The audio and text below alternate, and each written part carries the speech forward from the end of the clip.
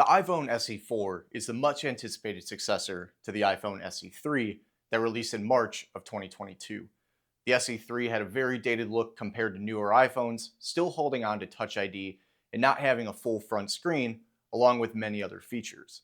But the iPhone SE4 is set to turn the clocks forward and bring the SE lineup into today's standard iPhone look and feature set, and possibly a new naming convention. If you're excited about the iPhone SE4 or a fan of Apple news in general, please consider subscribing to the channel and like the video as it helps this video reach more people and the channel grow. But first, when can we expect the iPhone SE4? The iPhone SE4 production began in late 2024, meaning a late Q1 or early Q2 March or April release looks almost guaranteed. But let's get into the design. The current third generation iPhone SE is Apple's smallest device, modeled after the iPhone 8. It measures in at 4.7 inches and is the only iPhone that includes thick bezels and a Touch ID home button. But that's rumored to be changing with the next iPhone SE update, with rumors indicating that Apple has a new design planned. The fourth generation iPhone SE will feature an all-display design like Apple's flagship iPhone lineup, with Apple finally eliminating the Touch ID home button in favor of Face ID.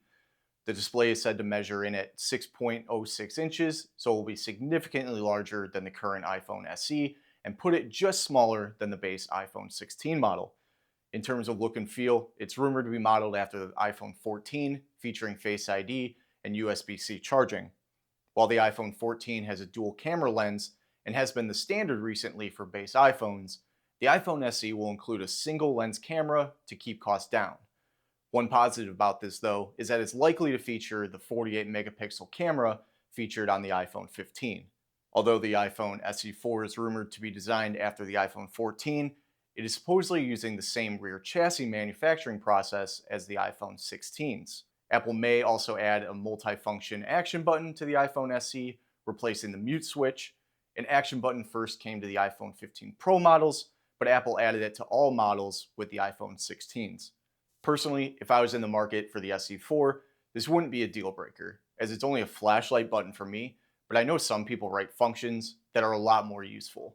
Leaked dummy models have cast doubt on the inclusion of the action button or a camera control button, though, as these features were not spotted on those. And dummy models are often accurate representations of what we can expect from new iPhones, because case makers pay a lot of money to get that information, and there's big money in being the first with an accurate case when an iPhone's released. Now let's get into the display and its size. If the iPhone SE is modeled after the iPhone 14 as rumored, then it will include a 6.1-inch OLED display. The iPhone SE is the last remaining iPhone that has an LCD display, albeit a very dated device that is not updated every year. Apple has used all OLED technology for flagship iPhones since the iPhone 12, and it looks like the next generation iPhone SE will also use OLED technology rather than LCD. If the iPhone SE4 does include an OLED display, it will mean the end of LCD for the iPhone lineup. With an all-display design, Apple is expected to adopt a notch for the iPhone SE, which was the design that Apple used for flagship iPhones since the iPhone XR before the dynamic island. There are conflicting rumors about whether or not the iPhone SE4 will have a dynamic island, which was initially available on the iPhone 14 Pro models, or a notch from the base iPhone 14 models. I'm sure customers would love the dynamic island to support live activities, which is one of my favorite newer features, but let me know down in the comments what you think the iPhone SE4 will have. A notched display will give Apple a place to put the front-facing camera, but it's not yet clear if the iPhone SE will support Face ID and the TrueDepth camera system, given the cost of the hardware. The notch will include a 12 megapixel front-facing camera, which is the same camera included in the iPhone 16. For the rear camera, as mentioned earlier, the iPhone SE4 is expected to include a single lens rear camera, but it will reportedly be upgraded to the 48 megapixel camera. The current iPhone SE has a 12 megapixel rear camera, so iPhone photographers on a budget can rejoice in a much improved camera. Let's talk about internals and what's going to be powering this device. The iPhone SE4 is expected to have the same A18 chip that's in the iPhone 16, which will allow it to support Apple Intelligence features. Apple could put the A17 chip, which also supports Apple Intelligence, but for longevity of the device not being a yearly upgrade, the A18 chip makes sense to keep it relevant in the coming years. In terms of RAM, the SE4 is expected 8 gigabytes, which is necessary to run Apple Intelligence.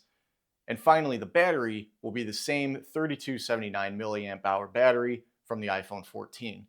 It'll be interesting to see how the battery performs with a much more powerful chip and RAM, but also improved battery usage from each of those. The price of the SE4 is still unknown, but it could be priced starting at $429, the same as the current SE, or it could see an increase of around 10%. Apple plans to keep the pricing below $500, even if the price does go up slightly. That's everything rumored we have for the iPhone SE4.